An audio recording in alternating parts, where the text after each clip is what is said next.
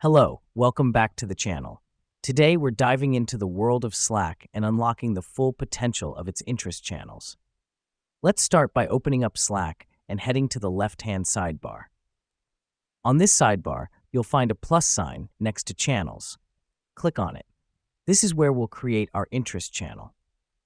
The reason we do this is to have a dedicated space for discussing shared interests with your colleagues, making conversations more organized. Now that we've done that, a new window will pop up.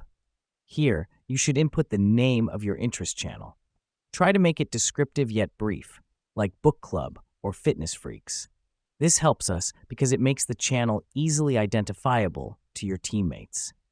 Next up, there's an option to make your channel private or public. For interest channels, it's usually best to keep them public so that anyone can join. However, if the topic is sensitive or specific to a smaller group, you can opt for a private channel. This decision is crucial as it affects who can access and participate in the channel's discussions. Once you've filled in all the necessary information, hit Create. Just like that, you've enabled an interest channel on Slack. But we're not done yet. Let's learn how to use it effectively.